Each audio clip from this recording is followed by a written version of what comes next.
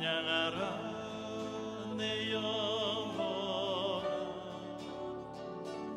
내 속에 있는 것들아 다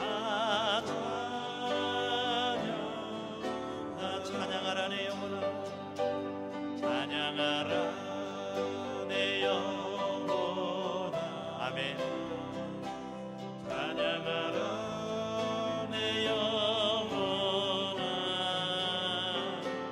내 속에 있는 것들아 다 찬양하라 내 영혼아 찬양하라 내 영혼아 찬양하라 내 영혼아 내 속에 있는 것들아 다 찬양하라 내 영혼아 찬양하라 우리 오른손을 가슴에 얹고 내 영혼이 찬양하기를 선포하며 우리 같이 한번 찬양합니다. 내 속에 있는 것들아 다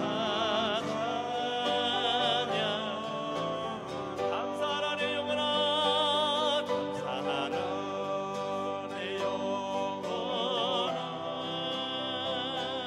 감사하라 내 영혼아 내 속에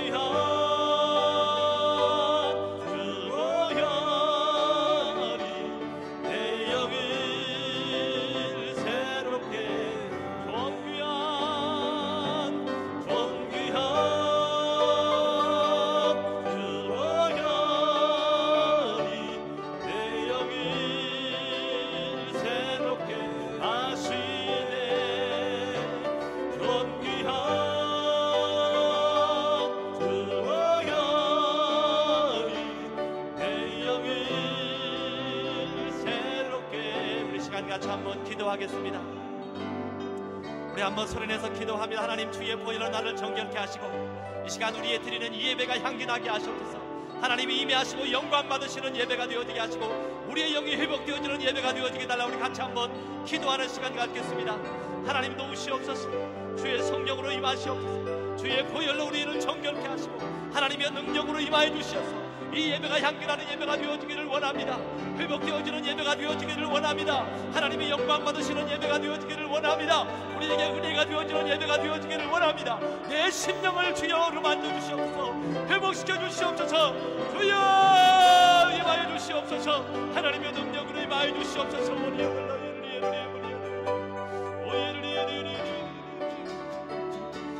내 영을 새롭게 하네. 존귀한 주 보혈 내 영을 새롭게 하시네. 존귀한 주 보혈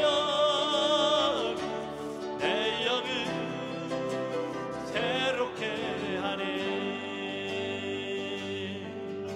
보혈을 지나 하나님 품으로 보혈을 지나 아버지 품으로 보혈을 지나 하나님 품으로 한 걸음씩 나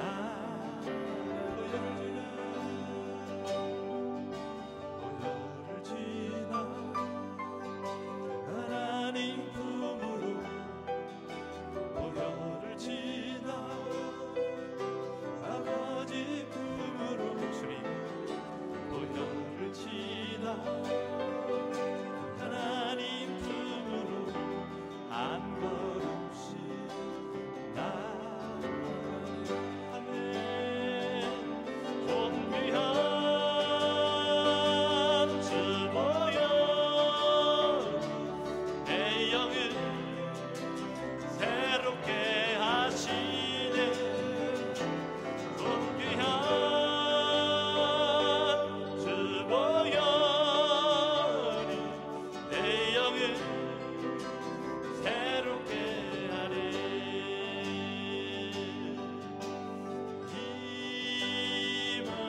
임하소서. 성령 하나님이시여 지금 이곳에 임하소서. 바람처럼 불처럼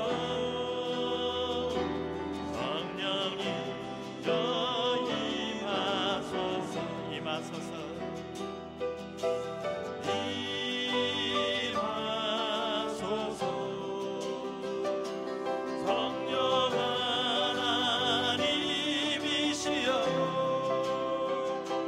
지금 이곳에 임하소서. 바람처럼 불처럼 성령이여 임하소서. 성령 하나님, 성령 하나님 나를 만지소서. 상하고 깨어져 지친 나를 새롭게 하소서.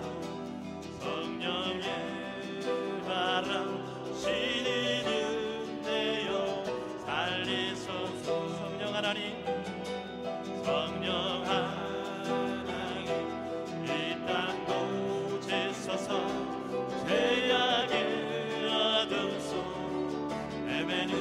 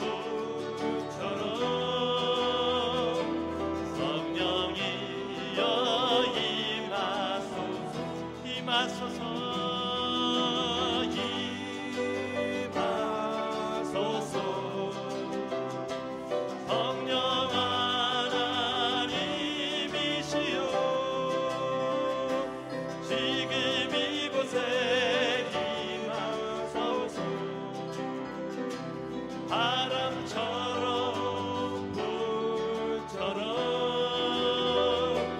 성령이여 임하소서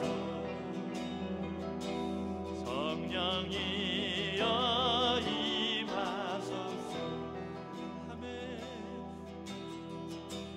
주는 나를 기르시는 목자여 나는 주님의 귀한 어린 양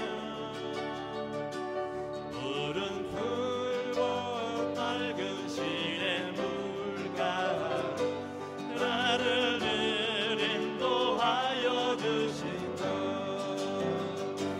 주는 나의 목자 나는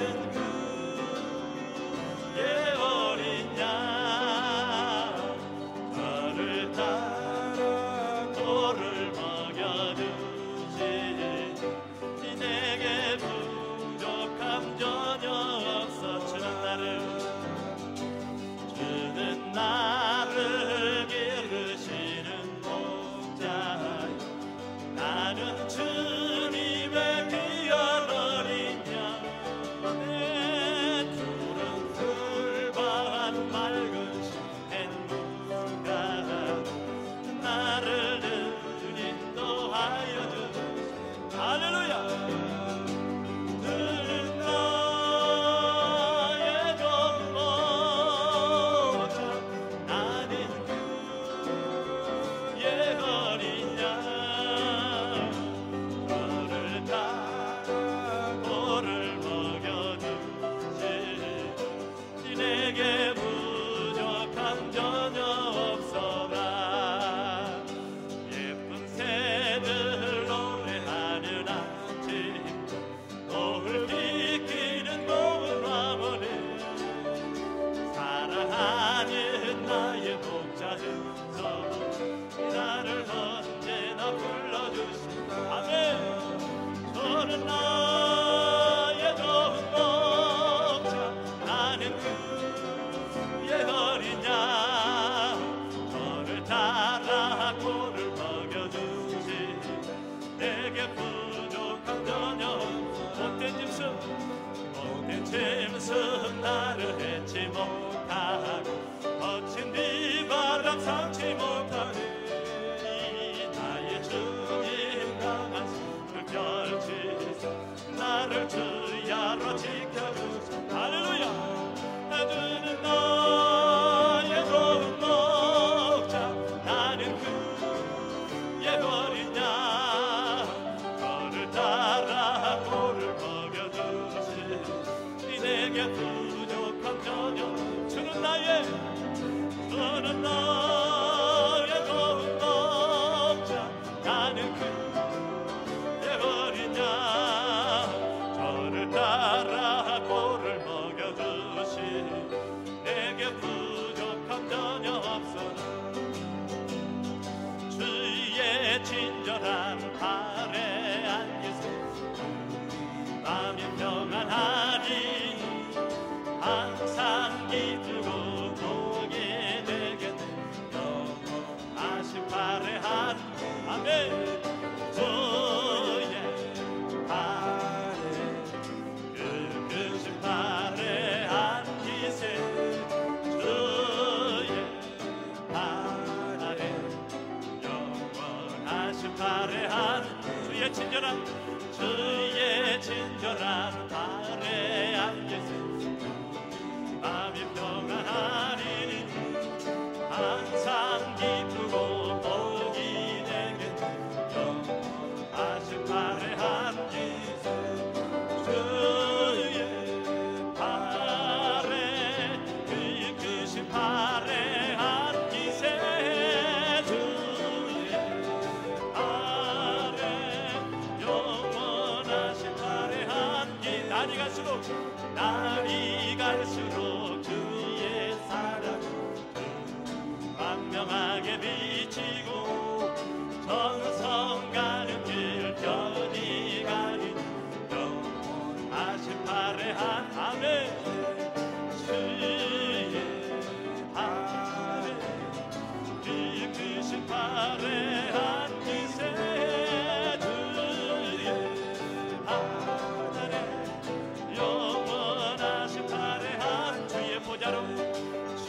주의 보좌로 나아갈 때 장미 소리 외치고 겁과 두려움 없어지리 영원하신 발해한 할렐루야 주의 발 이끄신 발해한 기세 주의 발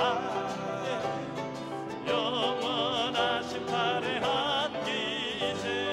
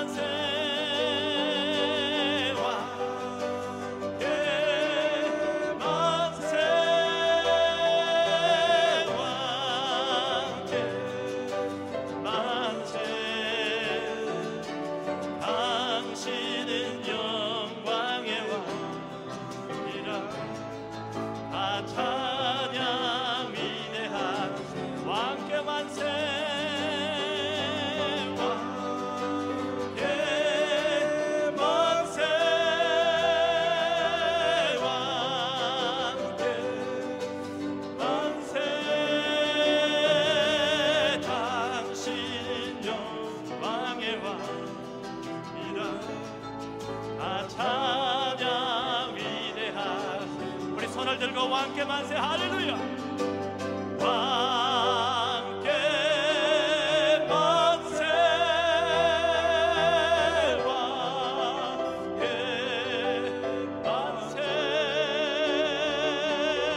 당신은 영광의 왕이라 다 찬양 위대 우리 할렐루야 사랑합니다. 우리 오늘 열왕기 상 19장 1절로 18절까지 있는 말씀을 같이 봉독했습니다. 하나님의 동행이라고 하는 그러한 제목을 가지고 같이 말씀의 은혜를 나누기를 원합니다. 오늘 우리가 읽었던 본문의 말씀은 갈멜산 번제 이후에 침체된 엘리야를 찾아오신 하나님에 대한 그러한 이야기가 기록되어져 있습니다. 사람에게는 누구나 다 침체기가 올 수 있습니다. 예외는 없습니다. 그런데 그러한 침체기 가운데에서 원인을 알게 되면 왜 그러한 침체가 이게 육적인 침체이든 영적인 침체이든 간에 왜 왔는지를 알게 되면 우리가 그 침체기에서 나가는 길도 벗어나는 길도 훨씬 더 수월해질 수 있을 것입니다. 오늘 본문을 통해서 보게 되면 이스라엘의 능력의 선지자였던 엘리야에게도 예외 없이 침체기가 찾아오는 그러한 모습을 보게 됩니다. 그 침체기가 어디로부터 시작이 되어졌는가? 오늘 본문 말씀 3절과 4절 말씀을 보게 되면 저가 이 형편을 보고 일어나 스스로 광야로 들어가 죽기를 구하여 가로되라고 그렇게 기록되어져 있습니다.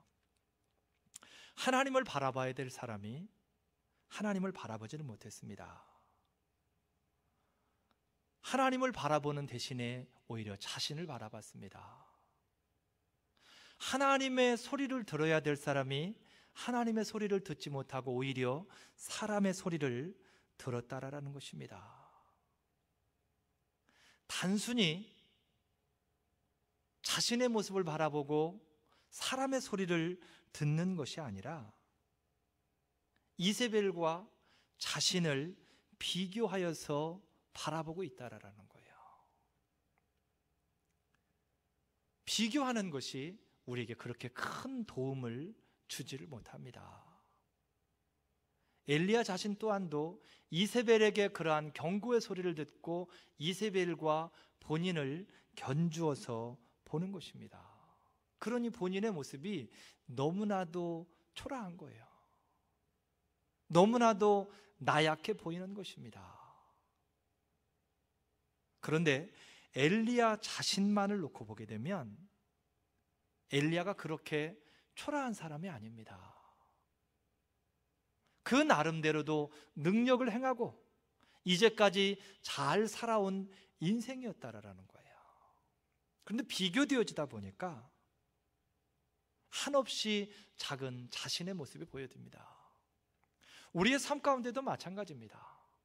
내가 삶의 현장에서, 가정에서 나 자신의 삶을 위해서, 내 가정을 위해서, 주어진 삶의 터전을 위해서 열심히 일하고 있을 때는 별로 내가 작다는 생각이 들지 않습니다. 때로는 힘을 들지만 침체되어지는 것은 없습니다. 왜? 그곳 현장에서 열심히 땀을 흘리면서 일하고 있기 때문에. 그런데 가끔씩 내가 비교되어질 때가 있습니다. 제일 많이 비교되어지는 게 나와 비슷하게 시작한 사람들, 내 친구들, 내 동창들. 학교 다닐 때는 나보다 못했던 사람이 나보다 잘 나가는 모습을 보여줄 때에, 그 모습을 볼 때에 내 자신이 한없이 초라해지는 모습을 볼 수 있다라는 거예요. 그것을 생각하기 전까지는 나도 열심히 했습니다. 그런데 그것이 비교되어지는 그 순간에 모든 의욕이 사라집니다. 내가 지금 뭐 하고 있는 거야? 내가 지금까지 뭐 한 거야? 내가 지금 잘 가고 있는 거야? 이러한 비교됨이 나타난과 동시에 침체기가 찾아온다라는 것입니다. 자신을 비교해보고 엘리야가 한 행동은 스스로 광야로 들어갔다라는 거예요. 광야는 어떤 곳입니까? 사람이 살 수 없는 곳입니다. 식물조차도 살 수 없는 곳입니다. 광야는 곧 고난입니다. 완전한 침체기라는 것입니다. 그런데 오늘 성경을 통해서 보게 되면 누군가 엘리야를 광야로 몰아넣은 것이 아니라 본인 스스로 광야로 들어갔다라는 거예요.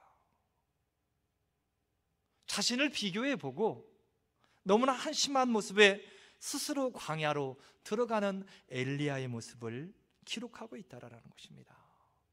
자포자기 해버린다라는 거예요. 이제까지 열심히 살아왔는데 갈멜산에서 불로 성령으로서 그 제단에, 번제단에 불로 임하게 했던 그 엘리야가 스스로 광야로 들어가서 자포자기 해버리는 그러한 상황이 연출되어지고 있다라는 거예요. 민수기 13장에도 보게 되면 자포자기한 정탐꾼들에 대해서 기록을 합니다. 가나안 땅을 정탐한 10명의 정탐꾼들이 자포자기하는 거예요. 무엇 때문입니까? 그 가나안 거대한 족속들과 본인들을 비교해 보니까 그들은 거인이고 우리는 메뚜기 같은 사람들이라는 거예요. 딱 비교해 보니까 안 되겠다라는 거예요. 그러니까 그냥 자포자기 하는 것입니다. 절망해 버리는 거예요. 두 번째, 엘리야를 침체기에 빠지게 하는 것이 있습니다. 오늘 본문 말씀 10절과 14절에 보게 되니까 두 번이나 반복해서 엘리야가 고백하는 말이 있는데, 오직 나만 남았다라고 그렇게 이야기합니다. 오직 나만 남았거늘. 우리를 우리의 삶 가운데서 침체기로 집어넣는 순간이 있는데, 그때는 언제냐면 혼자 있다고 생각할 때입니다. 나 혼자라고 생각할 때에. 오늘 본문을 통해서 보게 되면 엘리야의 환경이 그렇습니다. 이스라엘 자손이 주의 언약을 버리고 주의 단을 헐며 칼로 주의 선지자들을 죽였음이오며, 열악한 환경을 보았습니다. 선지자들이 죽어나가는 것을 엘리야가 이전에 보았다라는 거예요. 그것 때문에 그의 마음을 빼앗겨 버렸습니다. 그리고 혼자 있다라고 생각하는 거예요. 아무도 나를 도울 수 없다라고, 내 스스로가 나를 지켜내지 아니하면 그 누구도 나를 도울 수 없다라고 그렇게 엘리야가 생각을 하고 있다라는 것입니다. 사람은요, 누구를 막론하고 간에 혼자 있다라고 느낄 때에 극심한 공포나 외로움이나 또한 우울감이 찾아올 수 있습니다. 혼자 있다라고 느낄 때에. 오늘 엘리야가 순간 그러한 외로움이, 공포가, 우울감이 그의 삶 가운데에 찾아왔다라는 것입니다. 그렇지만 그러한 환경이라 할지라도, 열악한 환경이라 할지라도, 도저히 혼자 있을 수 없는 환경인데도 불구하고 누군가가 있다라고 느끼게 되면 그 환경을 견디면서 간다라는 것입니다.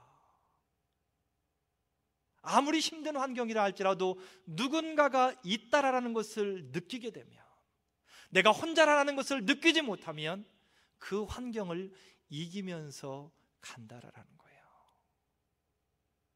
여러분, 시골의 깜깜한 밤중에 산속을 한번 생각해 보시기 바랍니다. 거기에 여러분 혼자 있다라고 한번 생각을 해보세요.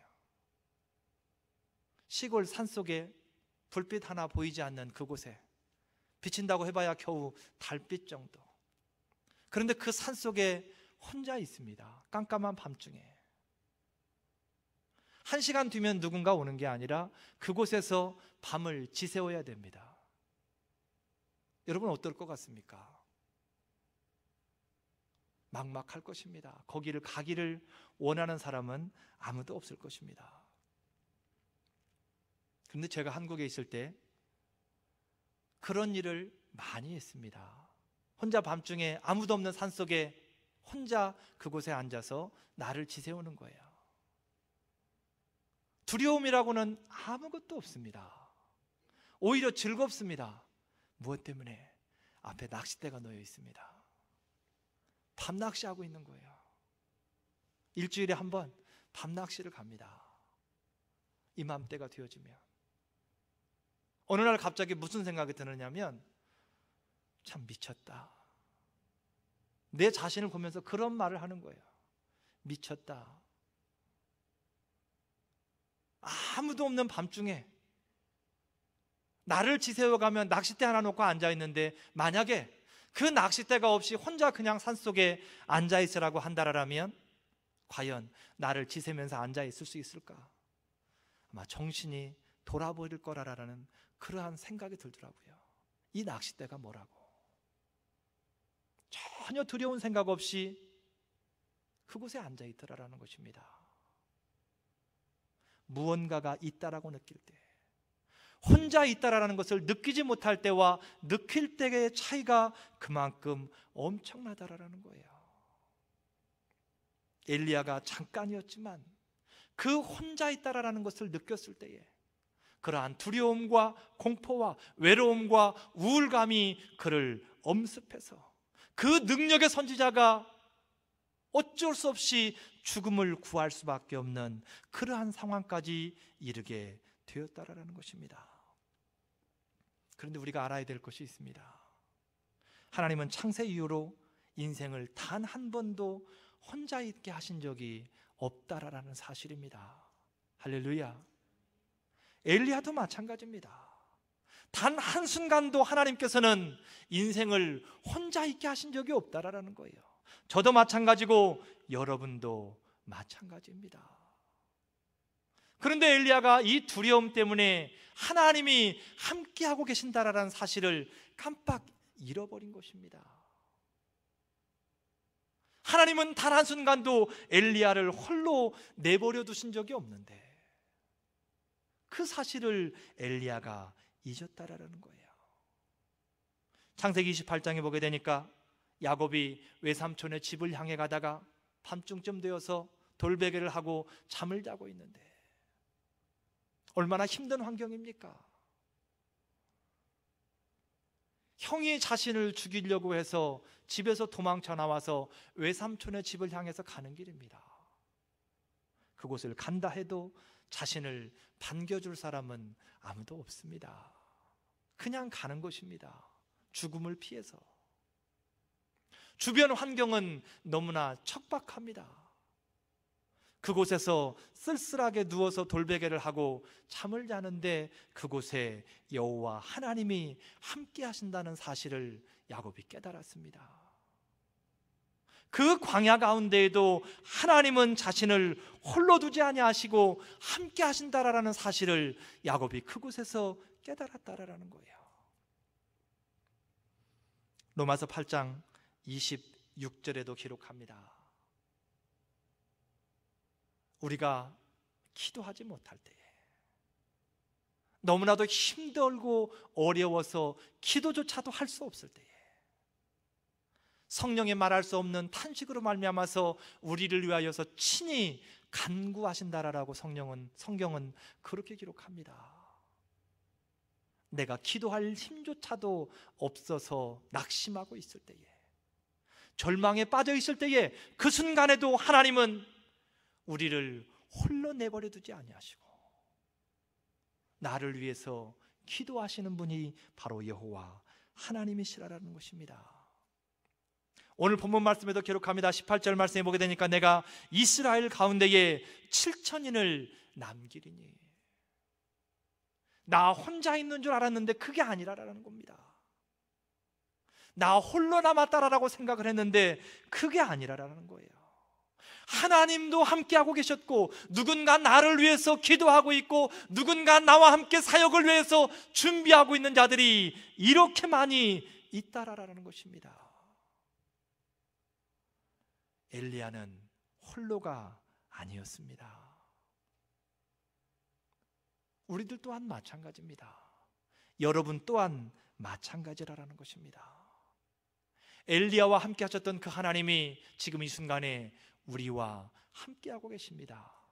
내가 이 땅에 발을 내딛는 그 순간부터 이 땅을 떠나는 그 순간까지도 하나님은 단 한순간도 우리를 홀로 있게 하지 아니하시고 우리와 함께 하신다라는 거예요. 때로는 우리를 위로하십니다. 때로는 우리를 치료하시고 때로는 우리를 회복하시고 때로는 우리의 길을 인도하시고 순간순간 우리의 삶 가운데에 함께 하시며 우리의 필요를 따라서 공급해 주시는 분, 그분이 바로 여호와 하나님이시라는 것입니다. 그분을 고백할 때에, 그분을 느낄 때에 우리의 신앙의 삶에 기쁨이 있을 줄로 믿습니다. 엘리야가 침체기로 빠져들었던 또 한 가지 이유가 있는데 그것은 15절과 16절에 기록되어져 있습니다. 너는 내 길을 돌이켜 다메섹에 가서 하사엘에게 기름을 부어 아람 왕이 되게 하고 예후에게 기름을 부어 이스라엘 왕이 되게 하고 엘리사에게 기름을 부어 너를 대신하게 하라라고 그렇게 기록되어져 있습니다.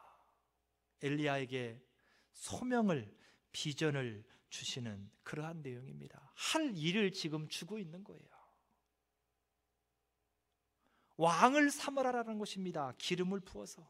그리고 후계자를 삼으라라는 거예요. 이 말은 무슨 말입니까? 엘리야가 소명을 잃어버렸다라는 거예요. 비전을 잃었다라는 것입니다. 자신의 자리를 잃어버렸다라는 거예요. 우리 여자분들에게는 50대 초반, 중반 부분에 가게 되면 갱년기가 시작이 되어집니다. 이 갱년기 때 가정에 무슨 일이 일어나느냐면 아이들이 성장을 해서 더 이상 어머니를 찾지 않습니다.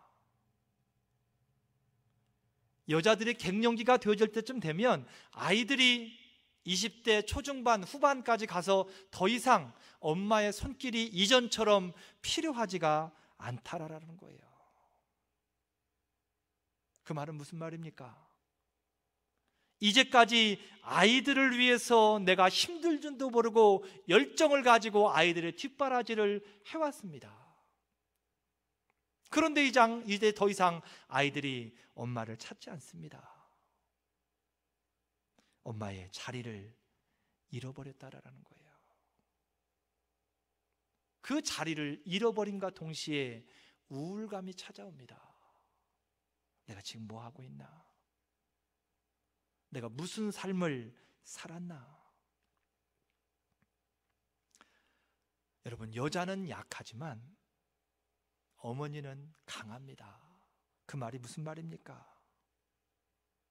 여자는 약한데 어머니는 강하다는 말은 어머니에게는 지켜야 될 자리가 있다라는 거예요.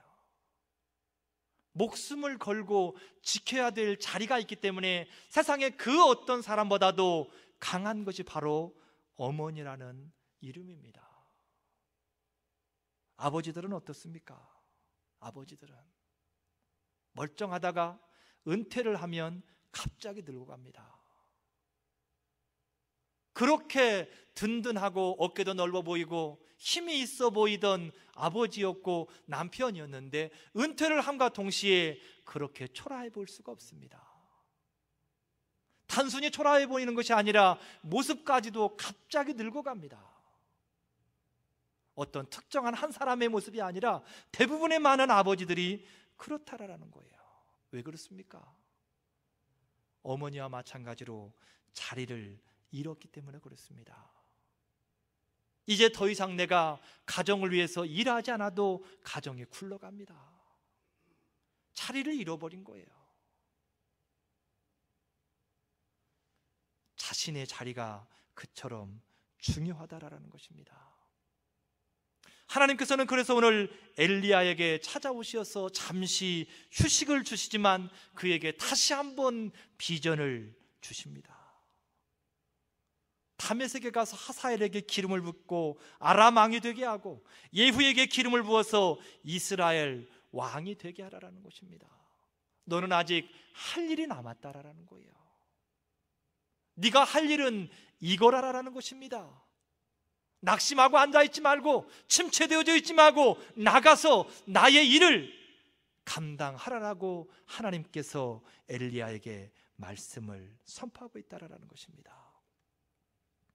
여러분, 사람에게는 작든 크든 비전이 있어야 됩니다. 할 일이 있어야 된다라는 거예요. 은퇴를 했으면 가정을 더 이상 돌보지 않아도 되면 조금만 텃밭이라도 가꿀 목적이 있어야 그 사람의 삶의 기쁨이 있고 또한 생기가 넘쳐난다라는 거예요. 그만큼 할 일, 자리, 비전은 그만큼 중요하다라는 것입니다. 하나님께서는 지금도 인생들과 함께 하시기를 원하시고 또한 함께 하시고 계십니다. 우리의 삶을 한번 돌이켜 보겠습니다. 하나님께서 지금 이 순간 나와 함께 하고 계시고 나와 함께 하고 계심을 믿으십니까? 그 어떤 순간에도 하나님께서 나와 함께하고 계신다라는 사실을 믿는가, 그 말입니다. 시편 23편 4절 말씀에 보게 되니까 내가 사망의 음침한 골짜기로 다닐지라도 해를 두려워하지 않을 것은 주께서 나와 함께 하심이라라고 그렇게 다윗이 고백합니다. 다윗의 지치지 않는 삶의 원동력은 하나님의 함께 하심이었습니다. 그 하나님을 늘 삶 가운데에 느끼고 누렸기 때문에 다윗이 그렇게 아름다운 삶을 살아갈 수 있었다라는 것입니다. 하나님께서는 오늘 저와 여러분의 삶이 다윗과 같은 삶이 되어지기를 원하십니다. 또한 하나님께서는 매일의 삶에 우리가 우리의 삶 전반에 개입하시고 간섭하시는 하나님을 알기를 원하시고 느끼기를 원하시며 또한 고백하기를 원하십니다. 언제나 함께 하시는 하나님 때문에 저와 여러분의 신앙의 삶에 활력과 기쁨이 넘쳐나시기를 주님의 이름으로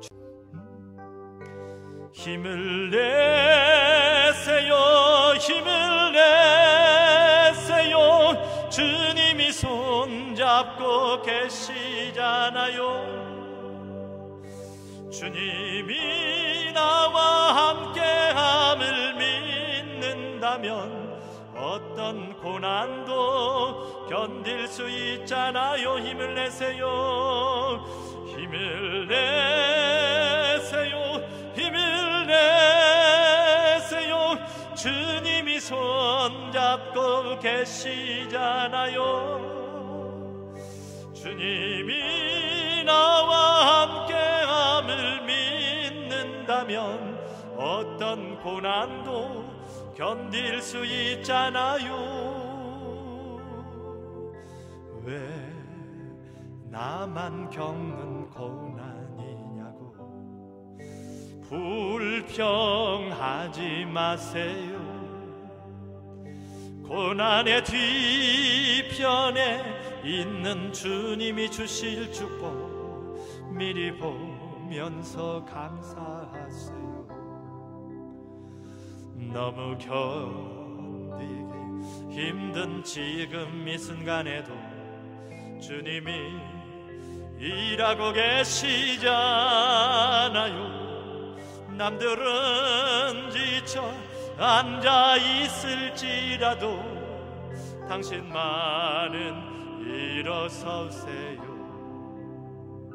힘을 내세요, 힘을 내세요. 주님이 손잡고 계시잖아요.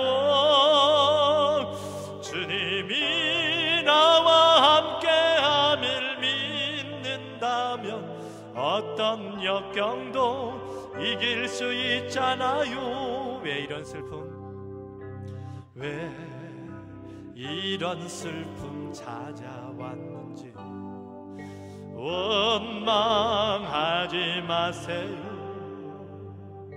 당신은 잃은 것보다 주님께 받은 은혜 더욱 많음에 감사하세요. 너무 견디기 힘든 지금 이 순간에도 주님이 일하고 계시잖아요. 남들은 지쳐 앉아 있을지라도 당신만은 일어서세요. 아멘. 힘을 내세요, 힘을 내세요. 주님이 손잡고 계시잖아요. 주님이 나와 함께함을 믿는다면 어떤 고난도 견딜 수 있잖아요. 우리 시간 들은 말씀 생각하며 같이 한 목소리로 기도하는 시간 갖겠습니다. 하나님, 오늘도 우리에게 말씀으로 선포하시는 주님, 주님이 오늘도 우리와 함께하고 계심을 우리가 고백합니다. 하나님, 우리가 매일의 삶 가운데 주를 고백하게 하시옵소서. 주를 느끼게 하여 주시옵소서. 어떠한 순간에도 단 한 순간도 우리를 놓지 아니하시고 우리를 떠나지 아니하시는 주님을 고백하며 주님을 바라보게 하여 주시옵소서. 주님 앞에 모든 것을 내려놓게 하시고 주를 의지하며 살아갈 수 있도록 하나님 은혜를 더하여 주시옵소서. 주여 능력으로 임하여 주시옵소서. 주여 주의 이름이 선포되어진 그곳에, 주의 말씀이 선포되어진 그곳에 주님이 함께하고 계심을 우리가 늘 알게 하시고 주를 고백하게 하여 주시옵소서. 주를 고백하게 하여 주시옵소서. 힘을 내세요, 힘을 내세요. 주님이 손잡고 계시잖아요. 주님이 함께함을 믿는다면 어떤 고난도 견딜 수 있잖아요. 힘을 내세요, 힘을 내세요. 주님이 손잡고 계시잖아요. 주님이 나와 함께함을 믿는다면 어떤 고난도 견딜 수 있잖아요.